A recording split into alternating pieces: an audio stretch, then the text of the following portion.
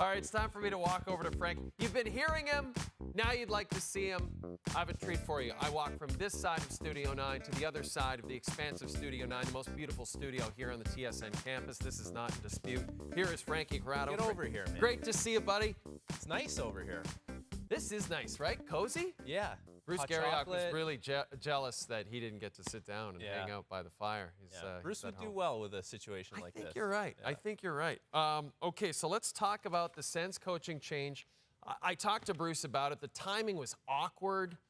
But in a way, your hands are kind of tied, especially if your team's on the road. Yeah, and the ownership group there would have wanted to give DJ Smith every opportunity here to extract the best he could out of the group, and ultimately they weren't able to make that happen. And ideally, they would have wanted to have a general manager in place and then have the general manager hire the head coach, have some stability within the organization, something that they've lacked over the years, and they're not able to do that now. So it got to the point where the best players, their game had tailed off to the point where it's like, okay, we've invested a lot in these players, whether it's term and money, and now we're seeing their games really fall off here. So you feel like you really have to do something. It's in the middle of a road trip. It's an awkward time to do it, I agree, but it almost feels like it's a mercy fire because at some point the team is going to return home, and there's been a significant amount of vitriol towards DJ Smith, and that was only going to get worse with the way things went on this road trip. So at some point you have to find a way to have a contingency plan. And now they have that. And DJ Smith, who's a good coach and a good guy, and a lot of the players really liked playing for him, the players will have to kind of take that to heart here and maybe change the way they do things and understand that there's a good guy who lost their job because they weren't able to play at the level that a lot of people expected.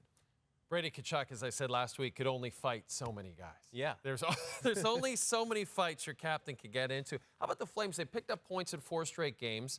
You always love beating the Panthers since you traded Matthew Tkachuk there. Money on the board.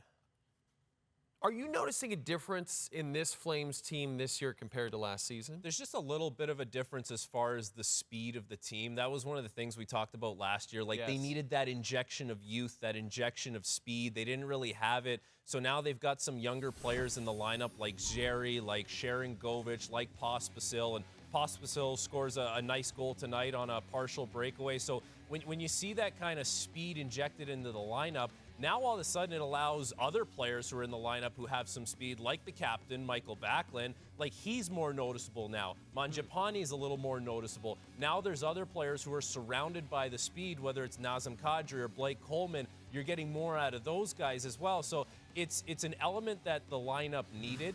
It's an element that's going to allow them to get to better scoring areas of the ice a little more often. The Calgary Flames are probably still not exactly where they'd like to be. They probably would like to be a playoff team at this point. They're not that far out, but the speed is something that's been noticeable from year over year, last year to this year, and it's helping them in a lot of different areas on the ice. Speaking of teams that are not that far out, the Montreal Canadiens are 2 points out of a wild card spot. How does that make any sense? They're a point behind Tampa. It's incredible. Yeah.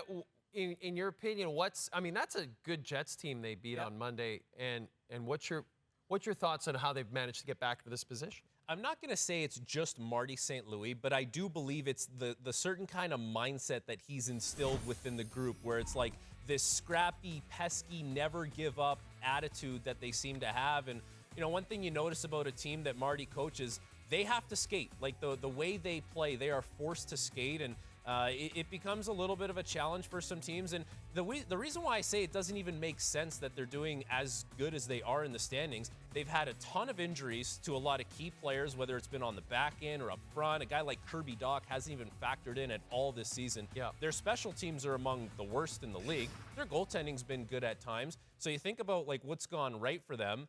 Like Cole Caulfield only has 8 goals this year. He's not exactly on his goal-scoring pace. So you go back to that question, what's gone right for the Montreal Canadiens? That's why I come back to it's just an attitude. It's a mental thing that they have where they're going to be a hard team to play against. They're going to be a scrappy team, and they're going to scratch and claw as much as they can and hang in games as much as they can. And tonight against Winnipeg, they were the better team. They didn't fight to hold on, but they were good right from the drop of the puck, and it doesn't matter who they're going to play. They're going to give them a good effort. Well, and so to your point, if certain elements of the team aren't going as well as you would hope, like Caulfield, like special teams, Is this actually sustainable once those things start to come into play? Probably not. Like you have to take a look at what what's under the hood, the underlying numbers with the team. It's probably not sustainable that they're going to be in the playoff race, but it's great for the young players to have this kind of experience and be playing in these kinds of games. And you think about the valuable experience the D-core is getting. They're second in the NHL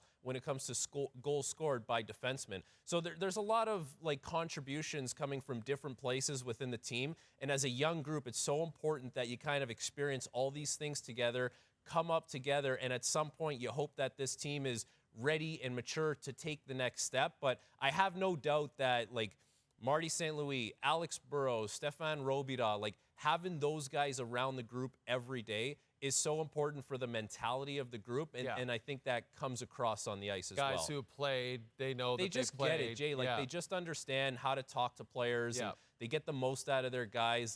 You make a mistake as a player, and you have someone who played 1,000 games behind you. He knows what you saw on the ice. So, it's just there's a communication line there that makes a lot of sense for a lot of the players.